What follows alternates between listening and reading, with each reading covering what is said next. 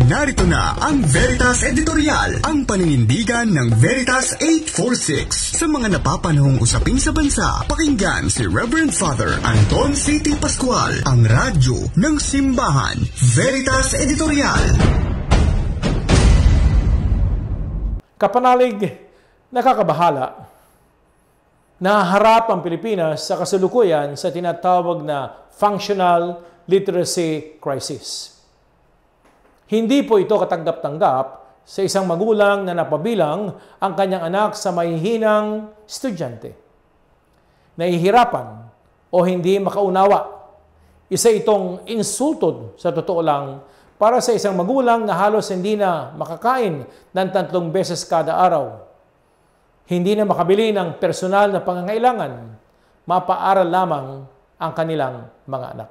Kapanalig, sa pinakahuling 2024 Functional Literacy, Education and Mass Media Survey, lumabas po na 18 milyong junior high school graduates ay nahihirapan sa comprehension o pag-intindi. Natural, kapanalig, nagtuturoan na kung sino ang may sala sa patuloy na mababang antas ng functional literacy sa ating bansa. Hindi daw pwede ito isisi sa pamahalaan sa mga nagpapatakbo ng educational system, lalo na huwag itong isisi sa mga guro. Biruin mo, nasa krisis na nga tayo, kapanalig. Magsisisihan pa tayo. Di ba nararapat nating ituring ang statistical data na napapanahong panawagan sa pagkilos ng lahat ng sektor sa halip na magpagalingan ng paliwanag? Walang dapat sisihan. Iresolba ang mababang functional literacy sa bansa sa pamamagitan ng pagtutulungan, pagkakaisa ng lahat ng sektor. Sinasabi ng Teachers Dignity Coalition, hindi problema ang mga guro.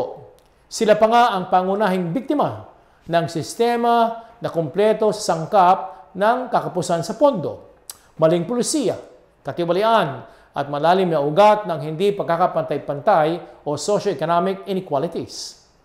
Bukod pa sa overworked, underpaid, at walang suporta ang mga guro, ikinakatwiran din na nahihirapan ng milyon-milyong mag-aaral na unawain ang mga aralin dahil nga sa kumakalamang kanilang sikmura at inaatupag kung paano makaraos ang pamilya bawat araw.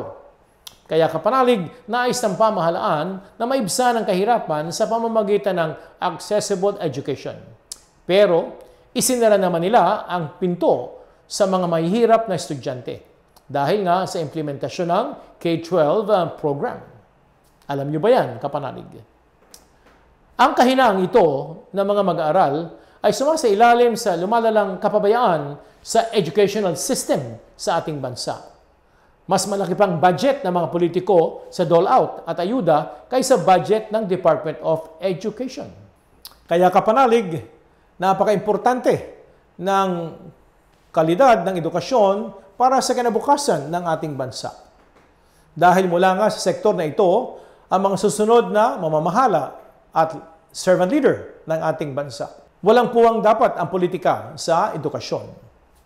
Isinasaad sa 1987 Philippine Constitution o sa Ligang Batas, Article 14, Section 1 to 5, na the state shall protect, promote the right of all the citizens to quality education at all levels and shall take appropriate steps to make such education accessible to all. Unquote. Sinasabi rin sa Catholic Social Teaching, Gaudium et Spes, 59-60, education as a common good. The universal right to education and schooling for all. Education cannot be subservient to economic power and its workings. Kaya kapanalig, misyon ng Youth Servant Leadership and Education Program, YSLEP, ng Caritas Manila na makatulong upang matugunan ang laganap na kahirapan sa ating bansa. Mapatatag ang quality education sa bansa. Matulungan ang mga mahihirap na mag-aaral na maiahon sa kahirapan ng pamilya at maging bahagi ng paglago ng ekonomiya ng ating bansa. Naniniwala po tayo, kapanalig, that education is the great social equalizer. Totoo po yan. The great social equalizer is education, education, education na nakaugat sa knowledge, skills, and attitude. Pagtulungan po natin yan. Ang kinabukasan ang napakahalaga. Sumainyo ang katotohanan. Inyong napakinggan ang Veritas Editorial. Ugaliing pakinggan ang Veritas Editorial kasama si Reverend Father Anton C.T. Pascual. Veritas Editorial.